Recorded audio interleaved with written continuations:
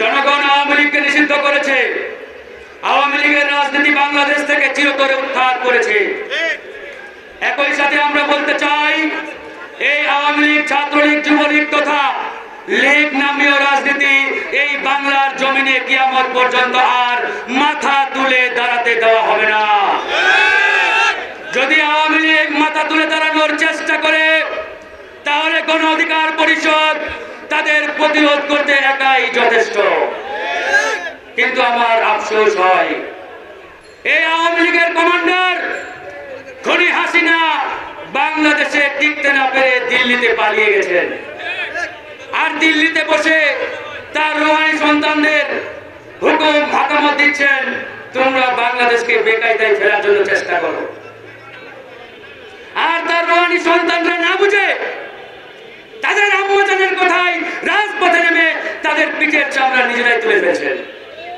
আরে ব্যাককলের দল, পৃথিবীর ইতিহাসে এরকম ঘটনা কোন দেশে ঘটে নাই যে দেশের প্রধানমন্ত্রী এবং কেন্দ্রীয় মসজিদের ইমাম একসাথে পলায়ন করেছে।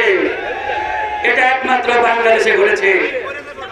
জাতীয় মসজিদের ইমাম আর প্রধানমন্ত্রী একসাথে দেশ ছাড়তে বাধ্য হয়েছে। প্রিয় বন্ধুগণ, আমরা সেদিকে যেতে চাই না। আমরা একটা কথাই বলতে চাই, আওয়ামী লীগকে নিষিদ্ধ করতেই হবে। আওয়ামী লীগের বিচার বাংলার মাটিতে করতেই হবে।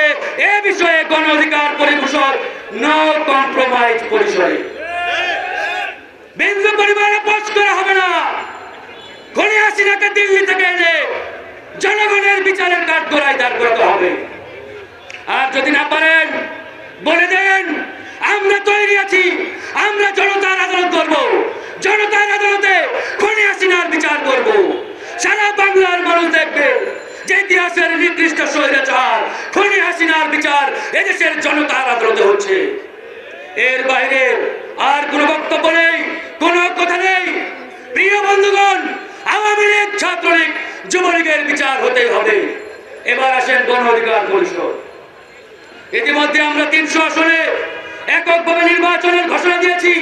কারণ আমরা জানি, পুরাতন রাজনৈতিক বন্দোবস্ত দিয়ে এই বাংলার মানুষের আশা আকাঙ্ক্ষার প্রতিফলন ঘটবে না। এই 54 বছরে যে বাজার রাষ্ট্রীয় ক্ষমতায় ছিল, তারা পদে পদে জনগণের সাথে প্রতারণা করেছে, বেইমানি করেছে। এই সকল গতানুগতিক পুরাতন বন্দোবস্তের রাজনৈতিক দল দিয়ে জনগণের কাঙ্ক্ষিত বাংলাদেশ বিনির্মাণ সম্ভব নয়। জনগণের আকাঙ্ক্ষিত বাংলাদেশ বিনির্মাণ, জনগণের কাঙ্ক্ষিত বাংলাদেশ বিনির্মাণ একমাত্র তারুণ্যের রাজনৈতিক দল গণ অধিকার পরিষদের মাধ্যমে সম্ভব। তাই আমরা আগামীর জাতীয় ইলেকশনে 300 আসনে এককভাবে নির্বাচনের ঘোষণা দিয়েছি। এটা নিয়ে অনেকেই অনেক কথা বলেন। কেউ বলেন গণ অধিকার পরিষদ এটা করবে, সেটা করবে। তাদের উদ্দেশ্যে একটাই কথা বলতে চাই, বিগত সময়ে গণ অধিকার পরিষদের সামনে অসংখ্য সুযোগ এসেছিল। আওয়ামী লীগ এমপি মন্ত্রীদের অফার দিয়েছিল, কিন্তু গণ অধিকার পরিষদ সেদিকে পা বাড়ায় নাই। কেউ যদি মনে করে থাকেন অমুক দলের পেটে গিয়ে কয়েকটা আসন নিয়ে গণ অধিকার নির্বাচন করবে, আমি বলতে চাই গণ অধিকার কারো পেটে ঢুকে রাজনীতি করার জন্য আজকে এ পর্যন্ত আসে নাই। আমরা বাংলাদেশকে নেতৃত্ব দিতে চাই, এই দেশকে পরিচালনা করতে চাই, আগামীর বাংলাদেশকে লিড দিতে চাই।